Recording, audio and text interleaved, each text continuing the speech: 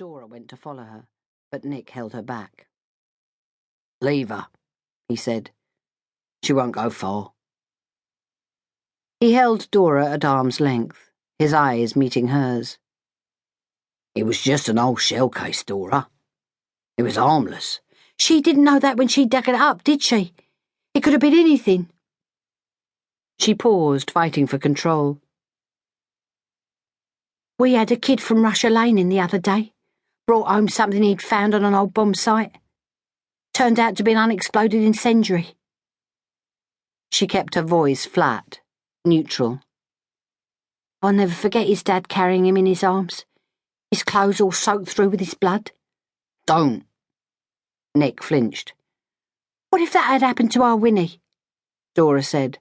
"What if it wasn't a harmless shell case she picked up? What if it was a... Fear gripped her chest so tightly she couldn't speak. "I'm sorry," Nick said. "I'll have a word with her, all right? Make sure she knows not to pick anything up." "Dora? Dora, are you crying?" She turned away from him sharply towards the window. "No," she said, but the thickness of tears clogging her throat gave her away. "You are?" Nick turned her to face him. "Come on, this ain't like you. What's wrong?" "What's wrong?" Dora echoed in disbelief. "Look around you, Nick. Look at this place. Can you imagine anyone robbing their neighbour before this rotten war started? And look at our kids. Winnie's fascinated by bombs and planes, and Walter wets the bed because he's so terrified. Now Christmas is coming and there's no presents and nothing to eat and not even enough coal for the fire. I spend all my time worrying and waiting for the next disaster to befall us. And you asked me what's wrong?" She laughed harshly. "I know it's bad," Nick said, "but you've got to keep going." "Why?" She gestured around the poor, upended remnants of what had once been Mrs. Price's home. "Look at this place. Mrs. Price tried to keep going, and look what's happened to her." She shook her head. "I'm sorry I'm not doing what Lord Walton and Mr. Churchill and all the rest of them tell me, keeping me chin up and putting on a brave face and everything else. But I'm tired, Nick. Whatever it was that's got me through the past few years, I'm starting to run out. This war's taking everything away from me."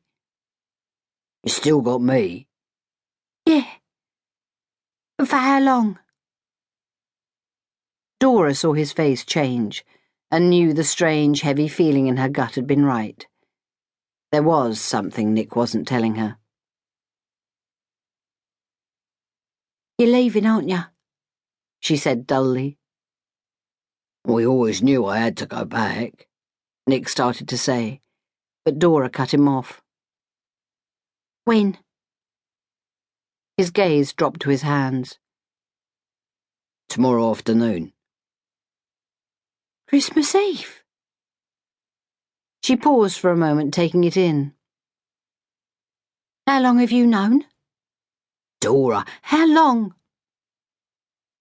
"I got my embarkation orders a couple of days ago." "Why didn't you tell me?" "You seemed so happy. I didn't want to upset you." Dora wanted to rage, but then she saw his beseeching expression and tried to hold herself together. "So you won't be staying for Christmas?" she said quietly. "I'm sorry, love." "Can't help it. I suppose we should count ourselves lucky we've had this time together. There's plenty of women round here haven't seen their husbands for years." She looked around. "We better get this place sorted out. I don't want Mrs. Price to come home and find it like this." Nick was very quiet as they straightened the furniture, and Dora wasn't surprised. He rarely saw her upset. Like all the other women in the East End, she preferred to keep her chin up and battle on regardless.